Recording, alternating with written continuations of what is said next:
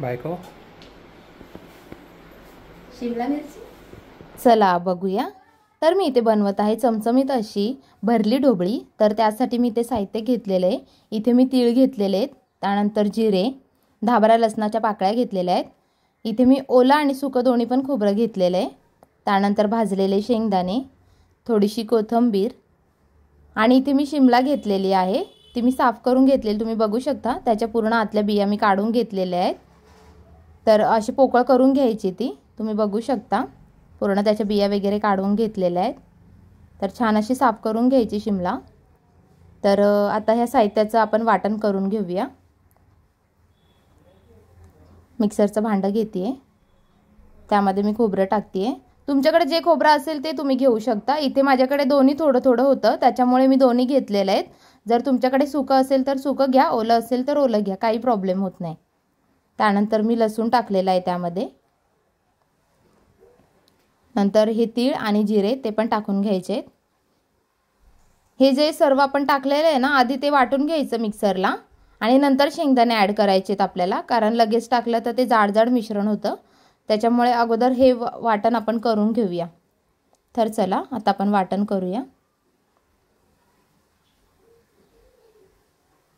Sorry थोडंसं ते झाकण काढताना मसाला उडाला।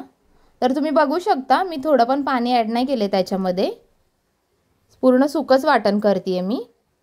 एकही पाण्याचा थेंब नाही टाकायचा, तसंच ते कोरडं वाटायचं। तर आता आपण शेंगदाणे ॲड करूया त्याच्यामध्ये।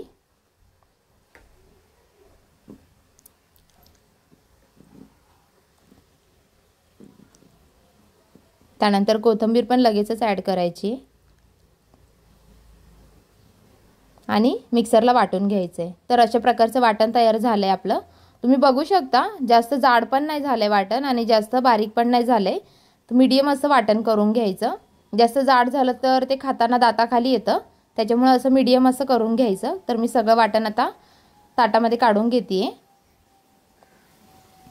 सगळं वाटण आपलं ताटामध्ये काढून झालंय। त्यानंतर आपला घरगुती लाल मसाला टाकलाय।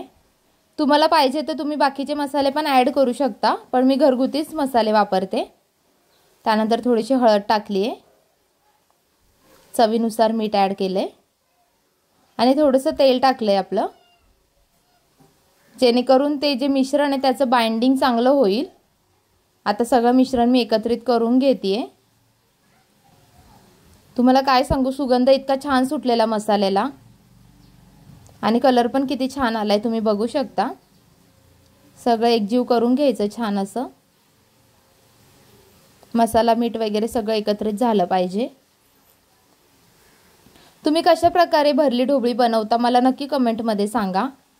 जर माझी रेसिपी बनवण्यामध्ये काही चुकलं असेल तर ते पण मला सांगा तुम्ही, मी नक्की सुधारवण्याचा प्रयत्न करेन। आपला मसाला तयार होतोच आहे तोपर्यंत मी गॅस पेटवून घेते आणि कढई ठेवून घेऊया। जोपर्यंत आपले मिरच्या भरून होतील तोपर्यंत कढई पण आपली तापेल। तर मी आता एक एक करून सगळी मिरची भरून घेते। तुम्ही बघू शकता की बाइंडिंग किती छान आली आहे। असंच ती मिरचीमध्ये राहिलं पाहिजे, कारण जर आपण मोकळं झालं ना ते मसाला तरच पूर्ण तेलामध्ये पसरतो तो आणि खायला चांगलं नाही लागत आणि मिरची पण आपली पूर्ण मोकळी होऊन जाते। त्यामुळे ती असं थोडंसं बाइंडिंग झालं पाहिजे त्याचं, त्यासाठीच आपण ते तेल ॲड केलं होतं त्याच्यामध्ये। तर एक एक करून आपण सगळ्या मिरच्या आता भरून घेऊया। कढई पण आपली चांगली गरम झाली आहे, त्यामध्ये आता मी तेल ॲड करते।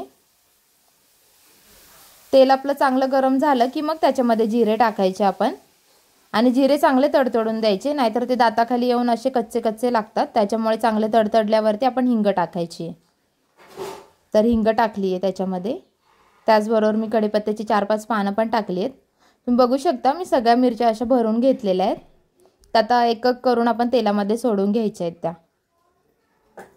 पूर्ण मिरच्या सोडून झाल्या ना तेलामध्ये की त्यावर झाकण ठेवायचं, पाणी अजिबात ॲड नाही करायचं, वाफेवरतीच होऊन द्यायच्या त्या। तर मी आता झाकण ठेवून घेतले त्याच्यावरती। एक वाफ काढून घेतली आणि त्याच्यानंतर मी पलटवून घेते त्या, जेणेकरून ते एका बाजूने जळालं नाही पाहिजेत। त्यामुळे बघत राहायचं त्याला. आणि गॅस हा लो फ्लेमवरतीच ठेवायचा, हाय फ्लेमवर ठेवायचा नाही, नाहीतर मिरच्या पूर्ण जळून जातील. बघू शकता एक साईडने पूर्ण मिरच्या फ्राय झालेल्या आहेत आपल्या. पुन्हा एकदा झाकण ठेवायचं. झाकण काढून आता जो मसाला राहिला होता आपला तो टाकून घ्यायचा त्याच्यामध्ये. आपण अगोदर मसाला नाही टाकायचा, जर अगोदर टाकला तर तो जळून जाईल पूर्ण. त्यामुळे थोड्या मिरच्या असं शिजत आल्या ना की मग मसाला ॲड करायचा त्याच्यामध्ये. आता मी मिक्स करून घेते. मी हळूहळूच मिक्स करते कारण ते पूर्ण असं माझ्याकडून आहे ना कढईच्या बाहेर सांडतं. त्यामुळे हळूहळू मिक्स करून घेते मी. तुम्ही बघू शकता मिरच्या पण चांगल्या शिजल्यात आपल्या. मसाला पण मिरच्यांमध्येच आहे व्यवस्थित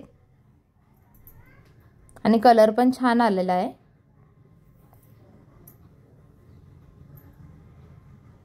तुम्ही कशा प्रकारे बनवता मला नक्कीच कमेंटमध्ये सांगा. आणि माझे रेसिपीचे मिनी ब्लॉग तुम्हाला कसे वाटतात ते पण कमेंटमध्ये नक्की सांगा. बोलताना जरा मला अडखळायला होतंय, समजून घ्या प्लीज. काही चुकत असेल तर माफ करा. तर आपली शिमला मिरची तयार झालेली आहे अशा प्रकारे.